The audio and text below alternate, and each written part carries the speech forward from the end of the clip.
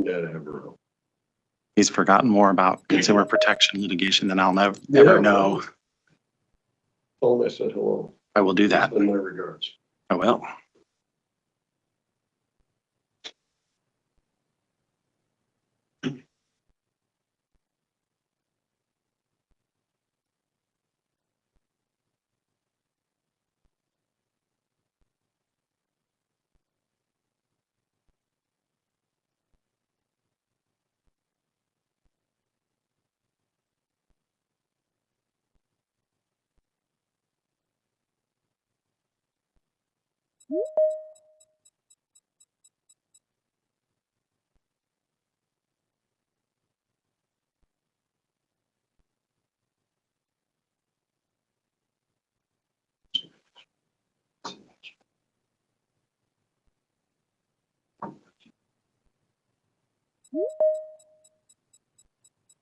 Oh, they would.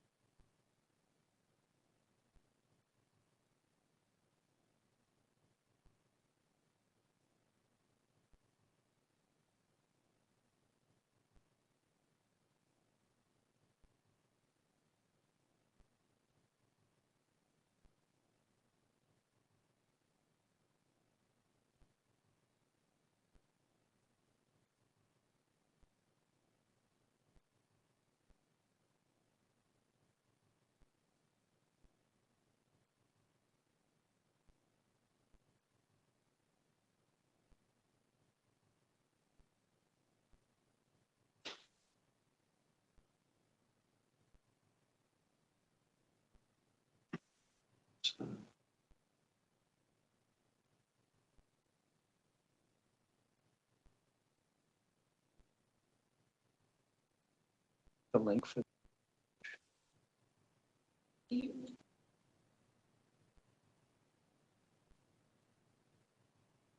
All rise. Thank you. Please be seated.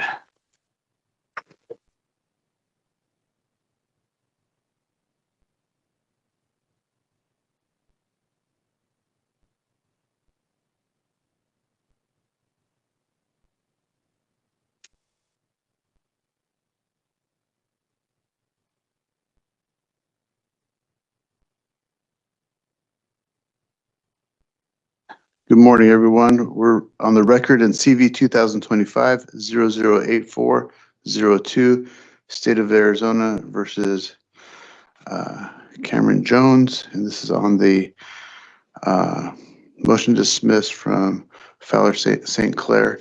Can I have the parties please announce, beginning with the plaintiff? Good morning, Your Honor. Assistant Attorney General Shane Hamm, joining the courtroom today by Assistant Attorneys General Alexandria Gordon and Kirsten Schneider. And I've double checked, confirmed with them, we do represent the plaintiff, State of Arizona. All right. Good morning, Your Honor. Timothy Watson, Provident Law Firm, representing defendant, Fowler St. Clair Law Firm. Present with me at council table is law firm principal Andy Fowler. Good morning. All right. Good morning. And I know there are likely people. There's a bunch in the lobby. Are those? Oh. Can't let everyone in because broadband. Let anyone in without the call dropping. I think there's 15 people. Do you think if we let them in and let them know that they could watch it live streaming? Otherwise, they might just be waiting, or maybe we could write it in the message to them. Oh, really? Oh, okay. I thought maybe you could talk to someone when they're in the lobby. If we let 15 people in, do you think that would cause a problem right then? I don't know. Well, if it drops, I think we need to let them know. So let's let them in. And if it drops, we just have to restart it, right? I'm just the judge. I don't know this kind of stuff. I'm not the. She's more nervous than me, but you're just fun with. To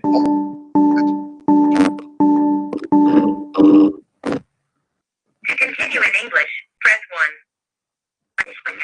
All right. All right. Hello, everyone. Oh, still people are coming in. Welcome to the audio conferencing center. Please enter a conference ID followed by pound. All right. All right. Everyone, there were like 16 people in the waiting room. This is Judge Driggs. I've called the case. If you're meeting organizer, press star now. Hold on.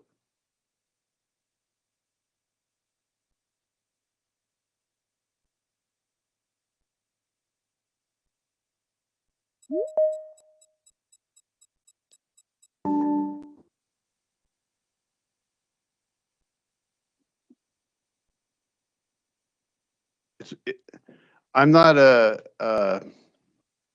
computer technician guy, or I don't know that information, but it's my understanding with this many people on the call, it's causing broadband issues. So we are live streaming it. My judicial assistant is going to email everyone the information on the live stream. And then you could watch on the live stream without interfering with the broadband and the stuff that I don't understand about. So I'm going to ask that you guys, how is it, Robert, are you just emailing them? Yeah, Judge, I've got the email list with, I think, everyone on there. So I'll just email them right now, the link to the live stream. All they need to do is when they click on it, put the case number in there or name, and then just hit on the I and they're good to go. And it's also in the chat right now, if you could click on that link. All right. I see a couple people nodding, but most. All right, so it looks like people are signing out, so that's good. All right. Any matters to address before we get into the oral argument? None from plaintiff, Your Honor. None, Your Honor. All right. I'll turn the time over to you.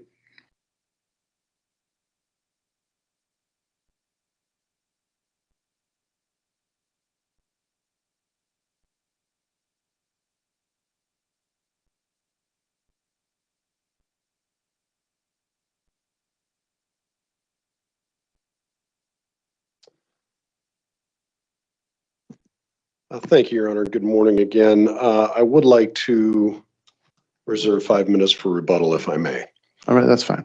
Imagine, if you would, Your Honor, you were back at the law firm years ago in private practice, and a client came to you for a contract enforcement action to file a specific performance claim. You did so. You filed a summary judgment motion and won it. And about a year later, the state comes and says, for doing so, you are now liable for consumer fraud and a chargeable felony as a predicate to a RICO count. That is exactly what happened here. That's exactly what the law firm did, the defendant law firm. It is outrageous. May I say, Your Honor, the state's theory here in a nutshell is that the law firm committed fraud and racketeering essentially by making legal arguments in court on behalf of a client in another division of the Superior Court and won a motion for summary judgment on a contract enforcement claim on a contract that the state now says is illusory. That is, respectfully, Your Honor, ridiculous. Every act alleged against the Fowler St. Clair firm in the first amended complaint is either an act of representation, it is undertaken after a transaction between consumer and property buyer client of the law firm, not before, after. And it regards a contract that another judge in another division of this court has already held is quite literally not illusory and therefore enforceable. The state's claims, Your Honor, are essentially that representing a client in court, as the Fowler St. Clair firm did here, is not only a chargeable felony, but a RICO predicate because somehow the law firm is implicated by the acts of its client. There has never been a legal basis for that charge. Under the federal case law that we've cited, Your Honor, and I'll delve into in a moment, the Reeves case in particular, representing a client who is alleged to have engaged in wrongful acts has never been a RICO predicate. It has never, in any case, in any federal circuit or any state, been a basis to allege consumer fraud either. The best the state can do, Your Honor, is to say, under the Reeves case, which interpreted the federal RICO analog, that somehow the law firm was part of the team, quote unquote, or part of the, quote, operation and management, unquote. But that claim also is ridiculous because the acts of the law firm didn't even occur until after the transaction between property buyer and consumer property seller were complete.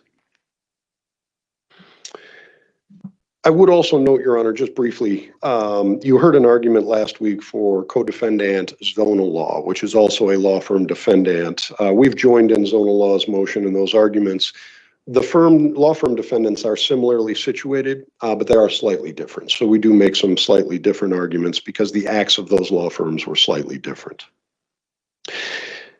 Essentially, Your Honor, I would say first, as to all of the state's claims, both the consumer fraud and the RICO claim, there is an overarching flaw in the state's premise. And that is that the Fowler St. Clair firm did represent clients.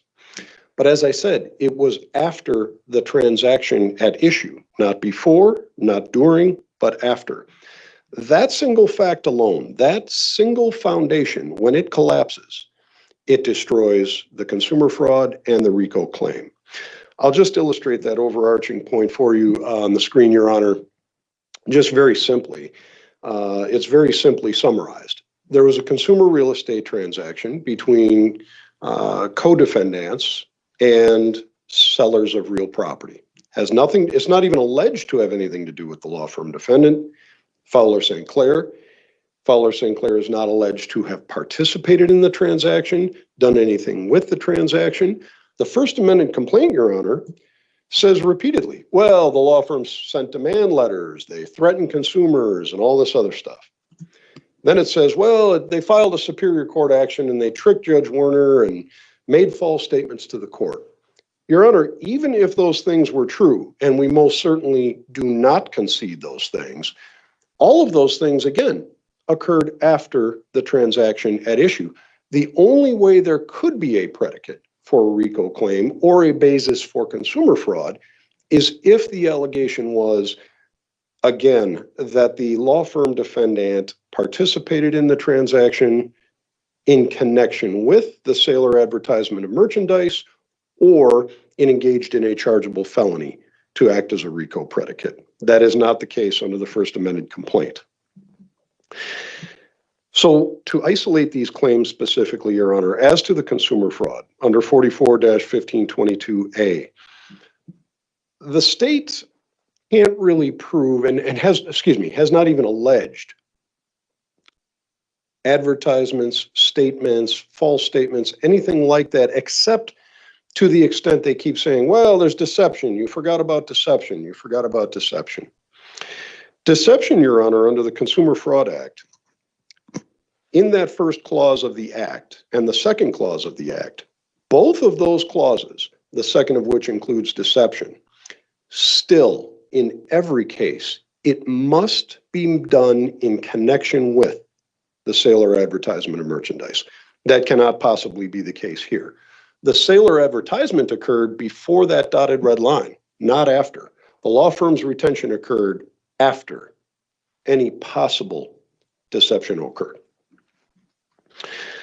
The First Amendment complaint also, Your Honor, notably, as we pointed out in the briefing, it contains no statement by Fowler St. Clair firm to any homeowner in connection with, and no allegation that the firm participated in the contract. That's just a simple, fatal defect in the consumer fraud claim. As to the RICO claim, Your Honor, to distill all of these papers in the briefing before you down to its essence. Under the Reeves case that was cited for Your Honor in the papers, that the state concedes is applicable here, there can be no liability for a law firm representing a defendant who is alleged to have committed a RICO predicate, except in very limited circumstances that the state now has to shoehorn this case into.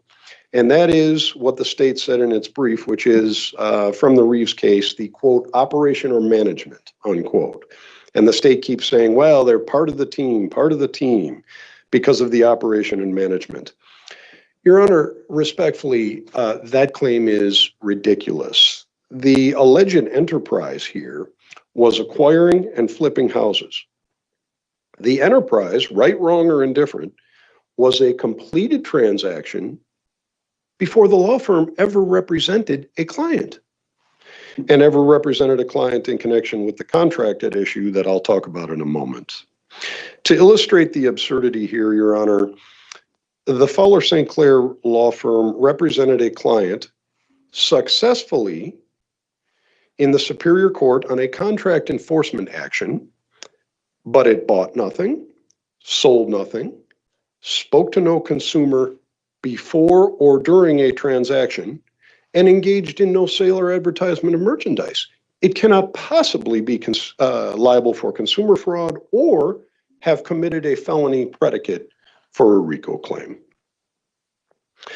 I would just make a little note here, Your Honor, briefly. As we pointed out in the briefing, we made the state aware when it alleged that the Fowler St. Clair defendant represented both a buyer and a seller in the Superior Court and didn't tell the court, didn't tell the judge, all this stuff. We made the state aware during a 7.1 conference. That is a demonstrably false statement. The recorded document in the recorder's office, the recorded instrument for that transaction demonstrates that the Fowler St. Clair client was not the buyer. But in the First Amendment complaint, the state alleged that anyway. Putting that aside, to continue, Your Honor, I would just say the crux of the state's claim really rests on a legal conclusion that under Rule 12b-6, the court is not required to give deference and really has already been rejected by another division of the court, because the claims rest on the primary allegation that the firm tried to enforce a clearly illusory contract. In other words, the state's allegation, I guess, is, well, they knew a contract was illusory, they tried to enforce it anyway. And they tricked the judge into enforcing it, therefore they're part of the operation and management of this enterprise or this scheme. That cannot be a basis for scheme or conspiracy liability, Your Honor. First of all, the court need not accept the legal conclusion, but even if it did, the contract we're talking about here is the one that we've referenced in the papers for Your Honor, rising out of the Blade case. The contract here is the contract that Judge Werner interpreted in the Blade case. In that case, the law firm's client, co-defendant Jones, particularly an entity in that case, the Gazelle investors. They brought a case on behalf of Gazelle investors. A competing property investor, Amazing Deals, intervened in that case as defendant and filed a counterclaim to cause the court to find, seeking the court to find, that the Gazelle investor contract was illusory and void on that basis, unenforceable. The basis for that argument in the Blade case and the basis for that argument here in the state's case is that there are two conflicting clauses in that contract. There is both an as-is purchase clause, paragraph 8, and a satisfactory suitability clause in paragraph 13. Now, the state makes all kinds of arguments about, well, if it has to be suitable, then it's really not as is, therefore it's illusory. The buyer can simply say, well, not suitable, I don't want it. But that's not the case. Real estate contracts almost always have similar clauses. In fact, if a lawyer advises a client to sign a contract without those mutually beneficial clauses, those clauses that operate in tandem, it could be malpractice to do so. For example, the state buys real estate for highways, buildings, an example we cited in our briefing. There's no way the state would ever say, yes, we'll buy it as is, but we're not going to conduct the mandatory inspection. That's ridiculous. The other example in our papers, Your Honor, is a retail petroleum outlet. Of course, a purchase as is going to include a suitability inspection and a determination if underground storage tanks are leaking trimethyl or anything else. Because if they don't do that inspection and it is leaking those things, they'll be liable for a CERCLA violation. It would be ridiculous to say that every contract that happens all the time in real estate transactions is illusory. And Judge Werner made the point that it is not illusory, specifically because although the buyer defendant or the buyer could say, well, yes, we're buying it as is, but we don't find it suitable upon inspection, is because they're still bound by the duty of good faith and fair dealing that's inherent in every contract in Arizona. And I would just point out to Your Honor, this is the minute entry that's attached as Exhibit 1 to our motion. This is Judge Werner's minute entry, Your Honor. And his language is not even that long. The point is made in 2 sentences. First, the agreement is not illusory. Although it allowed Gazelle to terminate if in its sole discretion, it determined the property did not meet buyer's purchase criteria, that discretion still had to be exercised, consistent with the implied duty of good faith and fair dealing. That is the exact reasoning that the Court of Appeals announced in the cases we cited under that section of our briefing. Judge Werner was exactly correct. But now the state wants to say, well, the Fowler St. Clair firm tricked him. He was, some kind of hapless dupe because of the arguments made by the law firm defendant. That is, respectfully, Your Honor, ridiculous. Even if that were possible, that is not regulated by an action for consumer fraud or a RICO claim.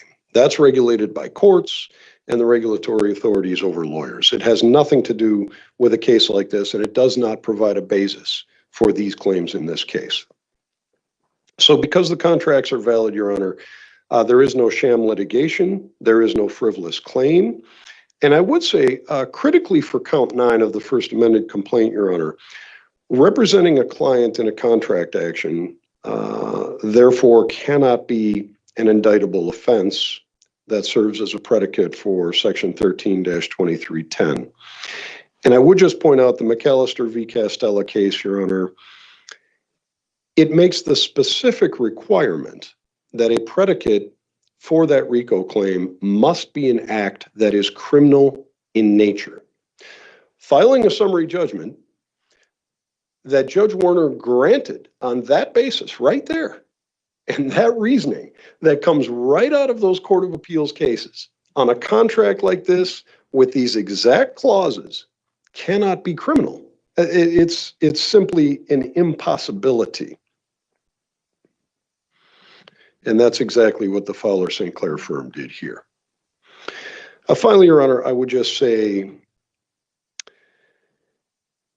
again, sending demand letters, filing an action in court, that cannot be consumer fraud. It cannot be the predicate for a RICO claim. And there is no basis for any of the claims against the firm here. This is exactly the type of case that Rule 12b-6 is intended to weed out. And therefore, the claims are entirely groundless. I would just point out, Your Honor, with regard to the state's claims, or the state's arguments in their response. I'll address them later more fully, but one in particular regarding a conversion to the alternative relief of 56D discovery and converting this motion to one brought under Rule 56. Generally, Your Honor, in this case, the court could rule on this motion without looking at any attachments, although they're recorded documents, a minute entry of the Superior Court. They are not anything, as we pointed out in our footnotes, under the Callahan case that would convert this motion to one brought under 56. But the court wouldn't even need to go there. The first amended complaint has these defects on its face, so the court need not even go there. With regard to the state's argument regarding MCM Partners, the MCM Partners case, the state tries to make the argument again to shoehorn in the acts of the law firm into the RICO claim. The state says, well, the Fowler St. Clair firm is pled as a member of the association, in fact, not an outsider. But remember, Your Honor, first of all, they are retained after the fact, not before. Second of all, every lawyer takes direction from their client, as they must. They are prohibited from doing otherwise. That's not racketeering, Your Honor. That's the practice of law. And in the MCM case specifically, I would also note the MCM case defendants were the actual forklift operators who engaged in the acts at issue. That's not the case here. They personally carried out a boycott that was at issue. That's not the case here. And they performed the enterprise's core business. That's not the case here. This defendant is merely the law firm that represented a co-defendant. They had nothing to do with the core enterprise, which is buying and flipping real estate.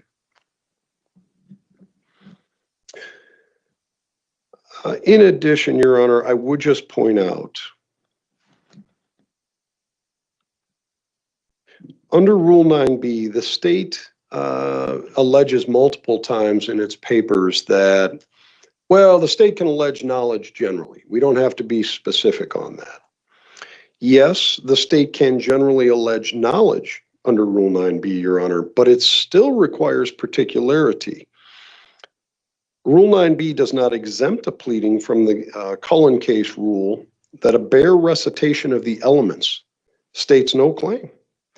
Otherwise, Your Honor, if it were otherwise, the second clause of Rule 9b would simply repeal 12b-6 in every scienter-based claim. It would make Rule 12b-6 a nullity. That cannot possibly be the case. So that argument simply fails, Your Honor. And finally, with regard to the state's response generally, I should have said this at the beginning. It occurred to me also that if you look at the Supreme Court's language in the Ashcroft v. Iqbal case regarding the federal 12b-6 analog to our rule, it clearly said, quote, although a court accepts well-pled factual allegations as true for purposes of a motion to dismiss, the tenet that a court must accept a complaint's allegations as true is inapplicable to threadbare recitals of a cause of action's elements supported by mere conclusory statements, unquote.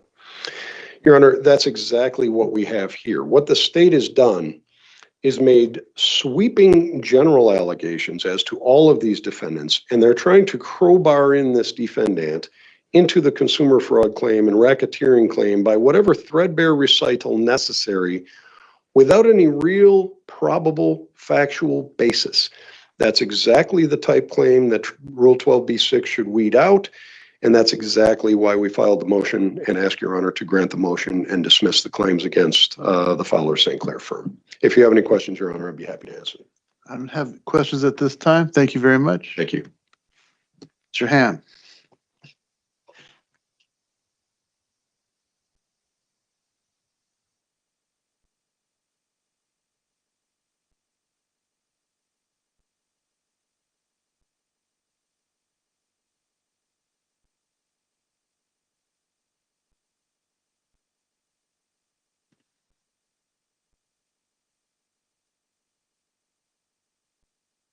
Good morning, Your Honor. Thank you for the opportunity to be here today to address this motion to dismiss by Fowler St. Clair. I'd like to start, Your Honor, by discussing a little bit the fact that there are relatively few specific allegations about Fowler St. Clair in the First Amendment complaint.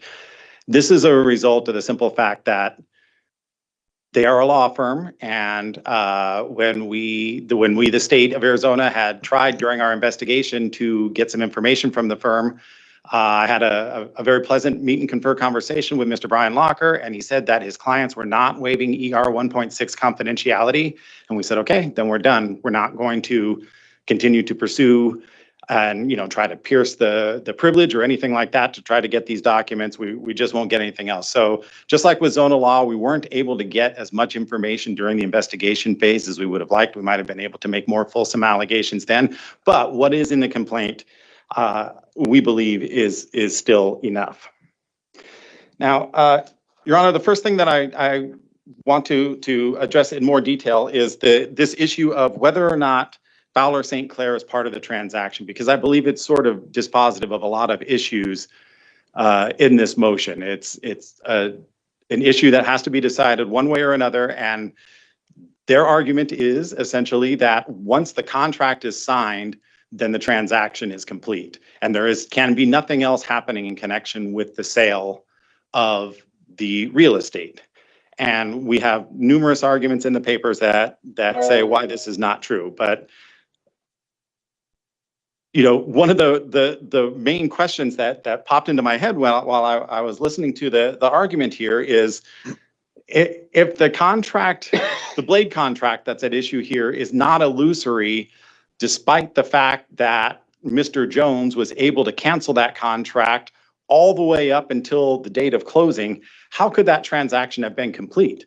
The sale was not done if he still had the right to back out of the sale. It doesn't become complete until, and this is the state's argument in this motion and in all the other motions that raise this, the sale of real estate, real property, is not complete until the sale has closed, the deed has transferred.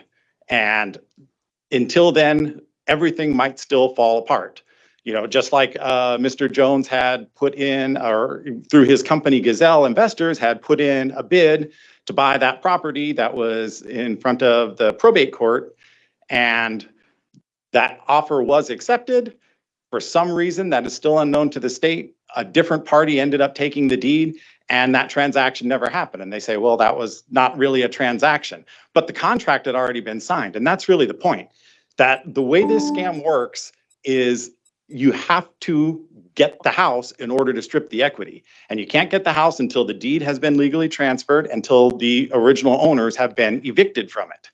And until then, that transaction is not really complete. Certainly not with respect to their purposes, the purposes of the equity strippers. So this is a situation where the statute, the Consumer Fraud Act, is required to be interpreted broadly because it's a remedial statute. It says that any person may be sued in connection with the sale of merchandise, and certainly trying to enforce an executory contract for the sale of real estate would count as being in connection with the sale of merchandise. And Unless Your Honor has any other questions about that, I won't belabor the point because it's really just the two sides are going up against each other and it will be for the court to decide. But I think it's pretty clear that if interpreted properly, this is definitely part of the transaction. It is in connection with the sale. It can't be a completed transaction until what Fowler St. Clair does has been done, which is enforcing an executory contract through demand letters and specific performance complaints.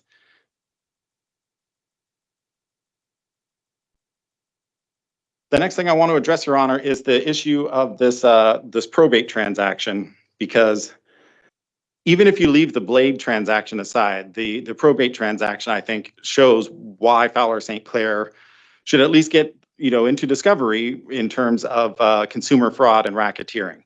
And that's a situation that I still haven't seen a clear explanation for why it would be otherwise, that Fowler St. Clair was representing both sides in that transaction that was being supervised by the court, and they never told the court about it. And it's not our position that this issue must be decided as a Rule 56 motion. Our position is that the court should not decide this issue at all, because under Rule 12, you're not deciding a fact dispute. But if it was going to be about a fact dispute, then we would want Rule 56D relief. But that doesn't need to happen here. It just needs to, the court merely needs to deny their motion to dismiss and not get into this issue of whether or not the sale was ever completed to Cameron Jones or one of his entities, because at the end of the day, that particular factual allegation is not very significant to the issue. The issue is that Fowler St. Clair was secretly representing both the buyer and the seller in that transaction in front of the court and not telling the court. And that was all part of the scam, that it was Cameron Jones who was paying the law firm to represent an adverse party in front of the court and never mentioned anything at all to the judge about it. And that cannot be appropriate.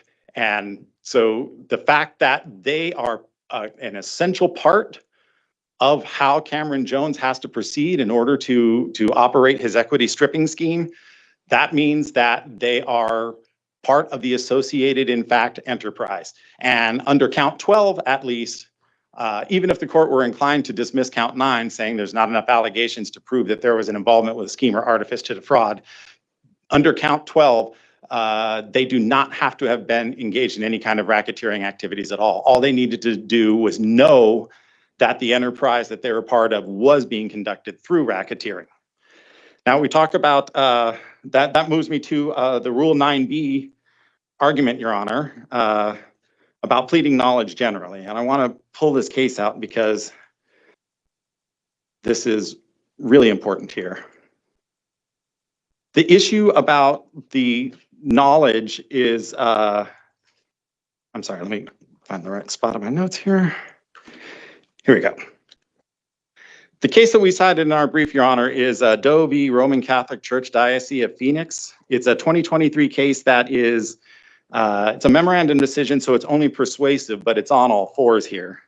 Because in the Doe case, that was a situation where a plaintiff had sued the diocese, saying the church hired a clergy member and knew about that clergy member's past history of sexual abuse, and that should have put them on notice that there was an increased risk of sexual abuse when that clergy member moved to the Phoenix diocese. And the plaintiffs moved, or the defendants moved to dismiss, saying not unreasonably, the complaint has no allegations in here about what exactly it is that we were supposed to have known. And the Court of Appeals said, essentially, we hear you, but Rule 9b allows that you only need to allege knowledge generally. And the fact that the complaint had allegations about sexual abuse in the Catholic Church at large, plus some conclusory allegations about their knowledge, was okay as long as they were on notice of the nature of the allegations against them. And that was all that really mattered. They did not need to know the who, when, where, what, and how of the prior sexual abuse. They only needed to know that they were being alleged to have known about prior sexual abuse. And that's all that is required under Rule 9b. And I think, Your Honor, that that's a fair way to do it. It's difficult to have enough evidence to, pass Rule 11 muster in a complaint about the knowledge of somebody unless you somehow have had access to their emails or something like that. Rule 9B is there to say that you'll have to prove this at trial, but we realize at the pleading stage, knowing what was going on inside the defendant's head might be a little too heavy of a lift. And so that's why knowledge is allowed to be pled generally, and that's why it's appropriate here as well. And I think that the Doe case really, really nails that down.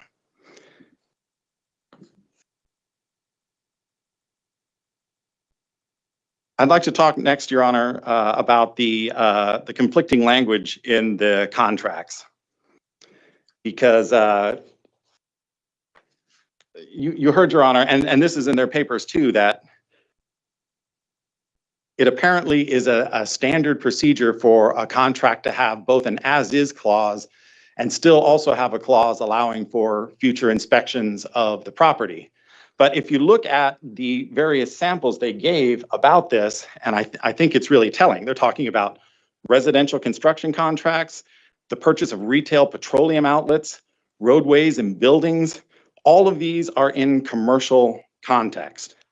So even if it were true, and we haven't actually seen any examples of this or any cases saying this, but even assuming it is true, that it would be standard in purchasing a gas station that you could say as is and also still retain an inspection contingency, that should not be true for contracts with consumers because of the Consumer Fraud Act.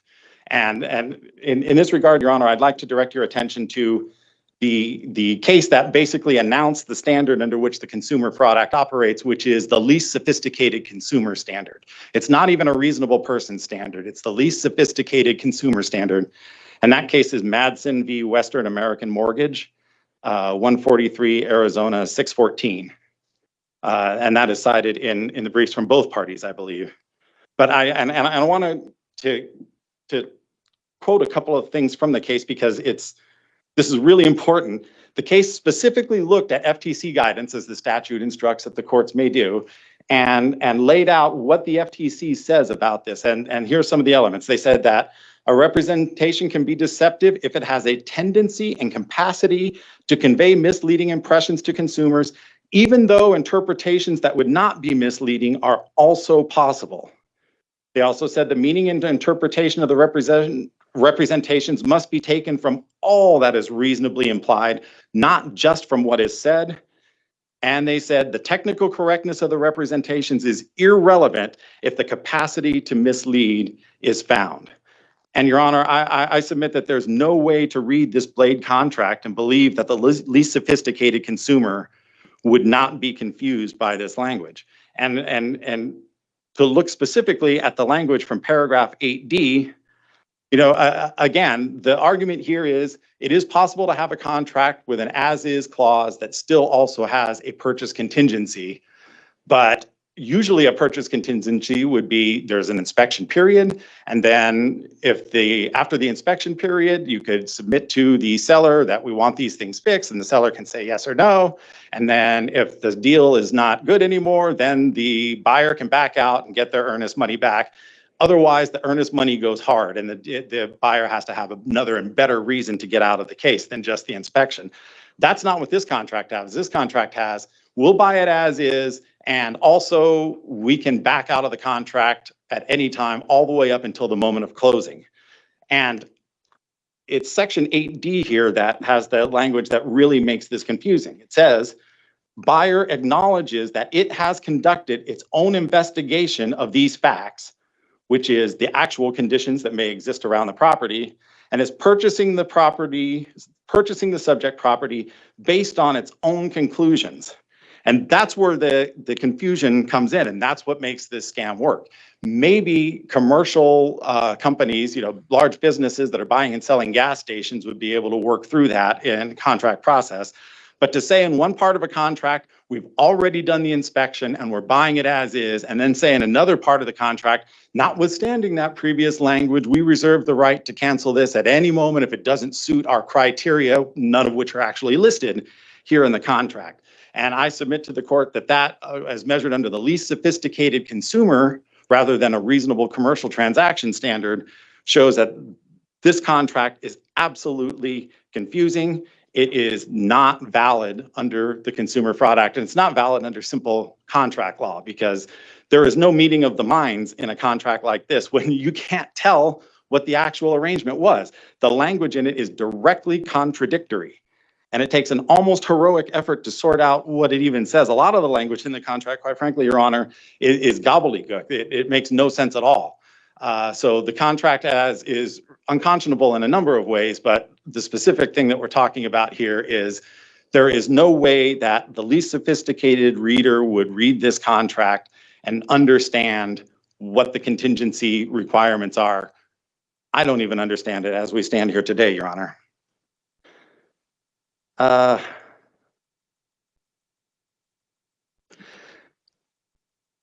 The interpretation that is being advanced by Fowler St. Clair here, at least their interpretation of what Judge Warner's brief decision stated, would really swallow the entire concept of mutuality of obligation. If you could have a contract that says the buyer can cancel if it doesn't meet the buyer's criteria at any time before closing, and then the implied covenant of good faith and fair dealing somehow bails that out, then we no longer have mutuality of obligation. We just have a requirement that every contract be performed with good faith and fair dealing, and it doesn't matter whether or not there's been specificity of promises.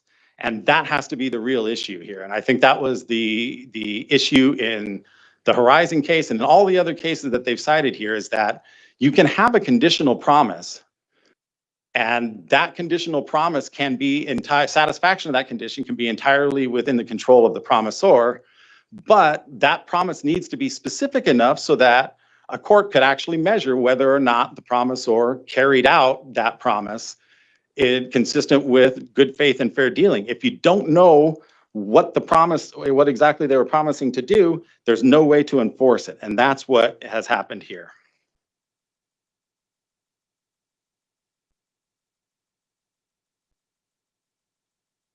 Your Honor, I also want to address briefly this idea that the state has no role in regulating what happened here, that if anything was done wrong to the courts, that it is up to the courts to decide it. And the answer to that is simple as that the Consumer Fraud Act is specifically, by express language in the act, it is cumulative to all other remedies available to the state. So the fact that the courts could do something about what Fowler St. Clair has done here does not prevent the Attorney General from acting under the Consumer Fraud Act as well. It is a cumulative remedy, and it's not exclusive to the courts to enforce this. And then one other thing that I wanted to make sure that I addressed, Your Honor, this will be the last thing, is a statement that they made in their reply brief saying that the state seeks to overturn a court order, which is something that we saw in the Zona Law case also. And our response to that is the same as it was with Zona Law, which is nothing that happens in this case will do anything to affect the validity or effectiveness of the judgments in any other case.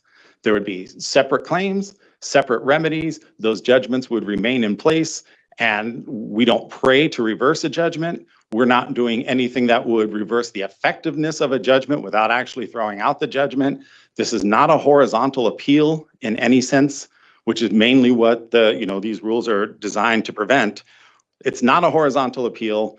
We're just saying that this is not appropriate, that these equity stripping schemes only work when the title companies and the law firms all play along and do their part, that these equity strippers themselves have no real power to pull off what they're doing without the help of these other entities.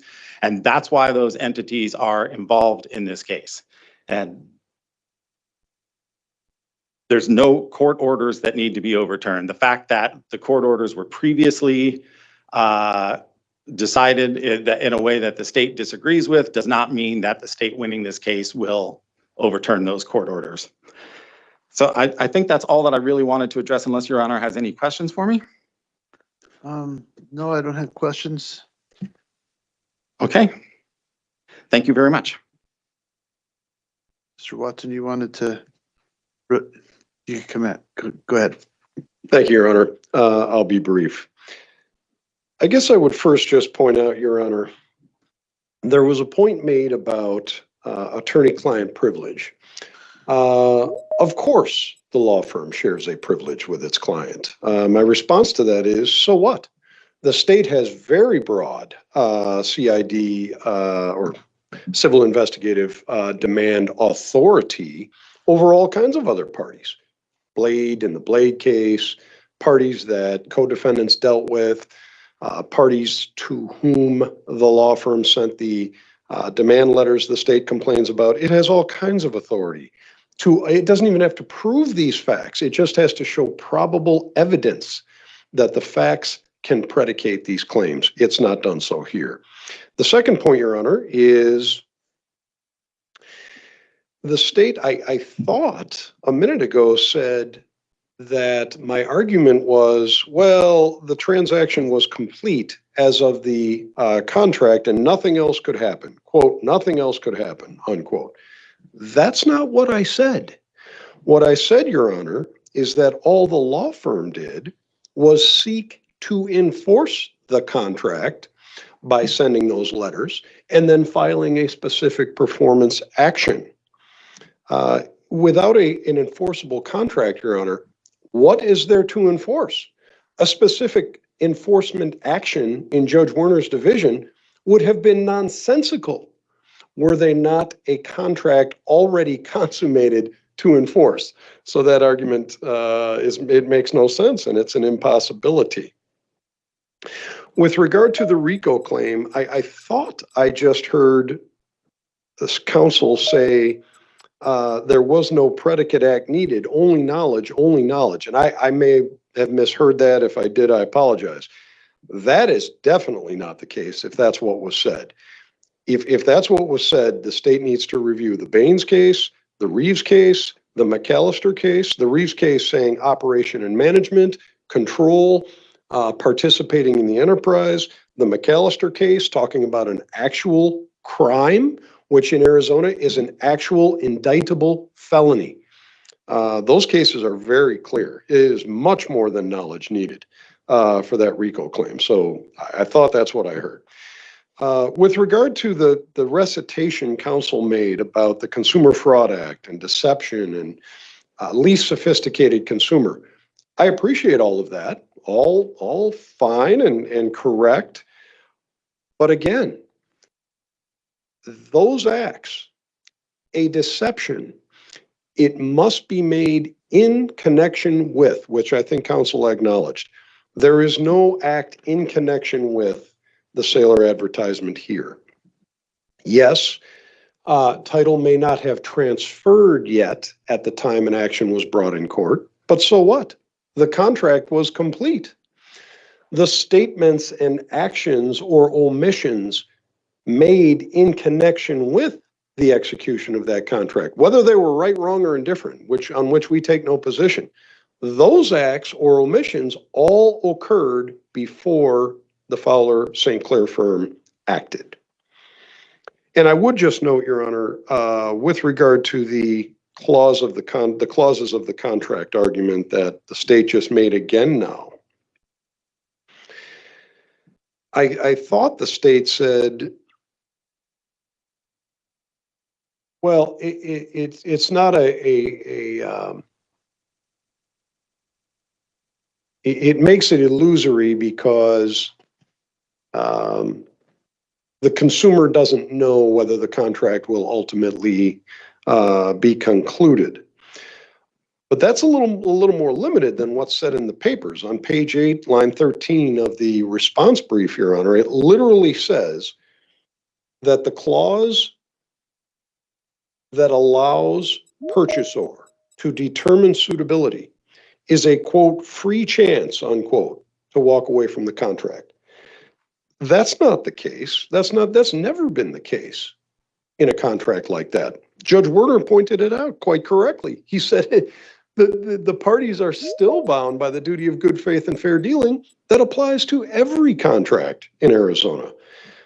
So that is entirely consistent. Those clauses are entirely consistent with the law. And despite that clause, if a potential buyer signs the contract and walks away without good reason, they can still be sued for that very claim. So it's not a free chance, as the state says in its papers.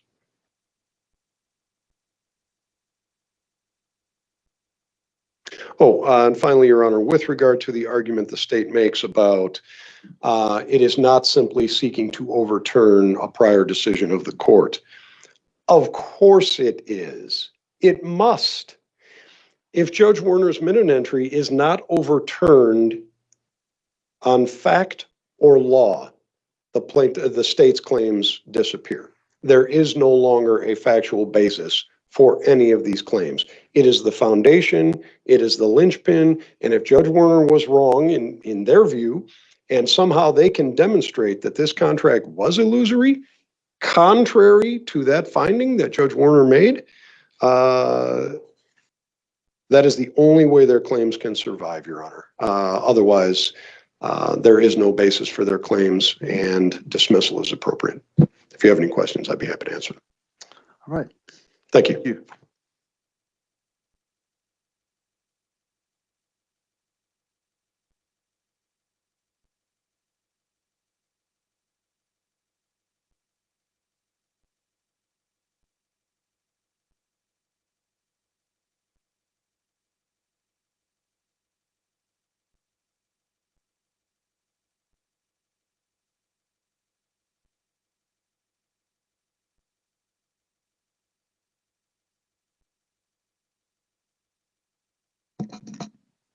I'm just looking at my notes, so bear with me.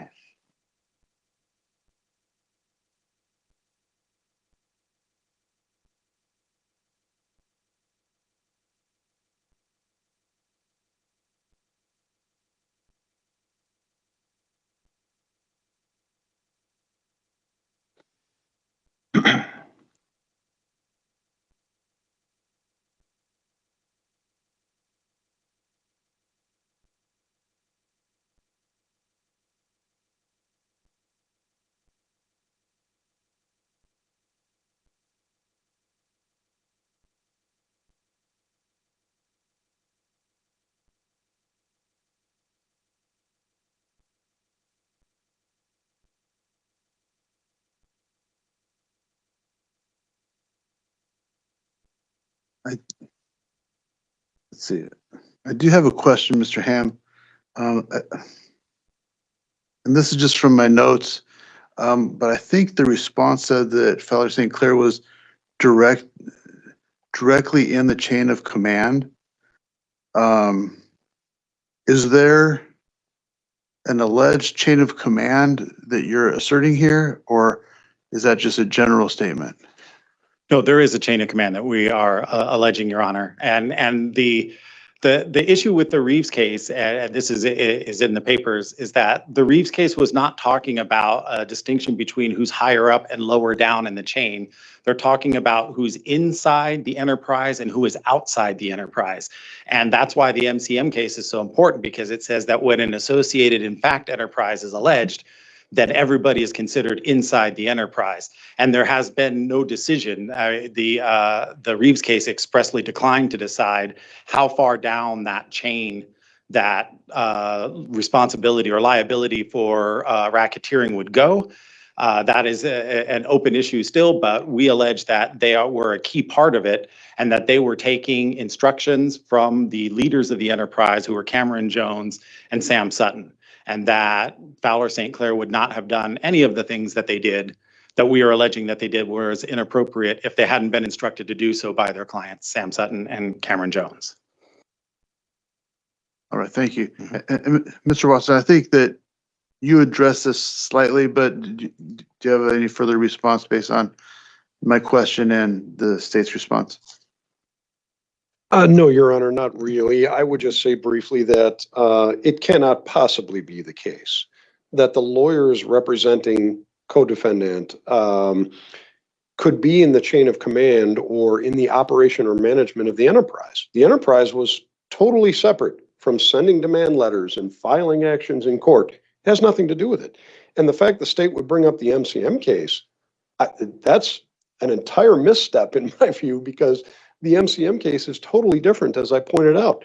Those forklift operators were in fact the actual conductors of the enterprise. They engaged in a boycott and a strike or whatever it was.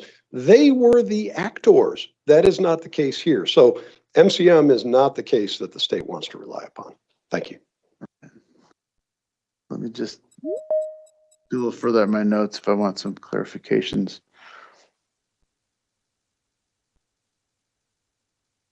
Right. I'm not going to ask any further questions. I'm going to take the matter under advisement and I will issue a ruling.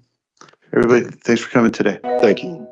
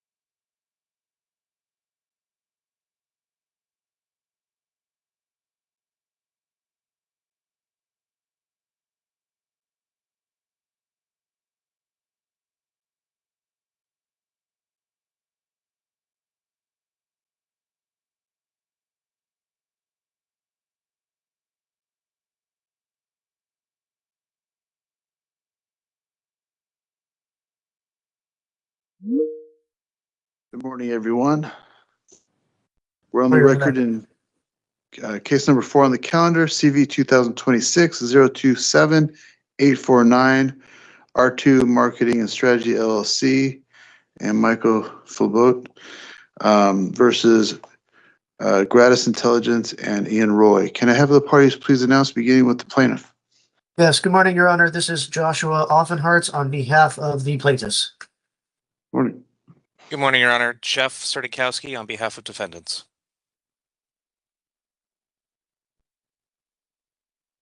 All right, this is a return hearing on the order to show cause. Let me first hear from Mr.